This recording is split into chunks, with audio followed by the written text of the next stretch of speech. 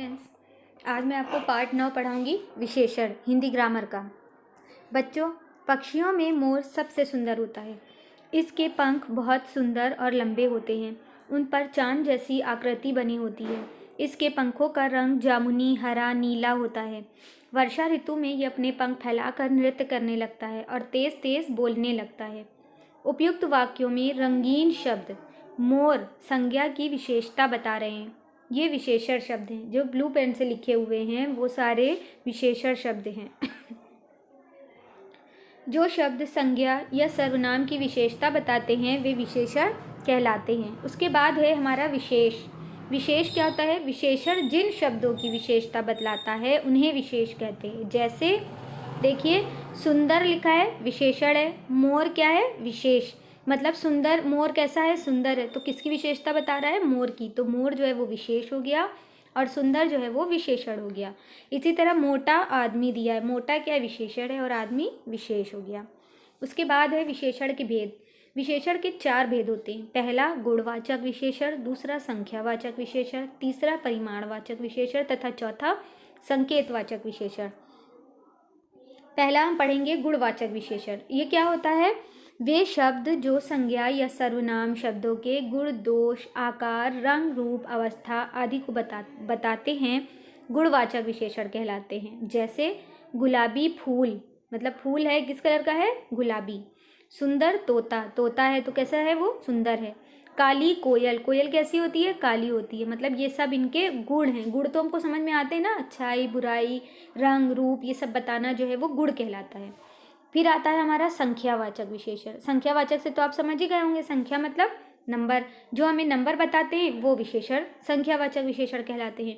जैसे वे शब्द जो संज्ञा या सर्वनाम शब्दों की संख्या को बताते हैं संख्यावाचक विशेषण कहलाते हैं। जैसे 4 बिल्लियाँ, 3 आम, 1 दर्जन केले, ये सब किस में आते हैं? संख्यावाचक विशेषण में।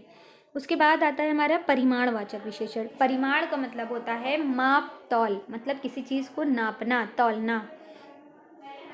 वे शब्द जो संज्ञा या सर्वनाम शब्दों की माप, तौल बताते हैं परिमाणवाचक विशेषण कहलाते हैं। जैसे 2 लीटर की पेप्सी, 500 ग्राम चाय, 1 किलो टॉफ़ी। अब आप इसमें कहेंगे इसमें भी तो संख्या है, तो ये भी संख्यावाचक हो सकता है। नहीं, इसलिए क्योंकि इसमें 2 पेप्सी नहीं दी है। अगर 2 पेप्सी दी होती तो 2 वो संख्यावाचक हो जाता, लेकिन इसमें दी है 2 लीटर की पेप्सी। लीटर मतलब हमने उसको नापा है, तौला है, तब जाके हमें पता चला कि ये 2 लीटर की पेप्सी है। 500 ग्राम चाय, तो 500 नंबर तो है मगर उसके आगे क्या लगा है? ग्राम। ग्राम का मतलब होता है, तो ग्राम मतलब क्या है? ग्राम हमें तभी पता चलता है जब हम उसके तौलते हैं, वज़न करते हैं, तो इसलिए ये परिमाणवाचक कहलाता है। 1 किलो टॉफ़ी में भी ऐसे ही है, एक तो नंबर है लेकिन उसके आगे क्या लगा है? किलो।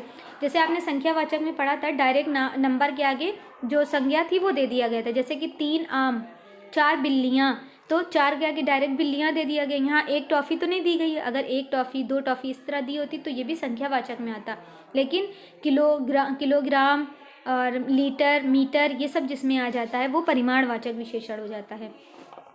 उसके बाद हमारा आता है संकेतवाचक विशेषण। संकेत का मतलब तो समझते हैं ना, किसी चीज़ की तरफ इशारा करना, किसी इंसान की तरफ, किसी चीज़ की तरफ, किसी जगह की तरफ, किसी वस्तु की तरफ, ठीक है। तो संकेतवाचक विशेषण, जो विशेषण शब्द संज्ञा या सर्वनाम की ओर संकेत करते हैं संकेतवाचक विशेषण कहलाते हैं। जैसे देखिए, पहली पिक्चर में दिखा रहा है वह पक्षी सुंदर है, उंगली दिखा के बता रही ना कि वो पक्षी सुंदर है। फिर यहाँ नितिन का घर है, देखो हाथ दिखा रही है कि यह नितिन का घर है, इशारे से बता रही है, दूर से संकेत कर रही है।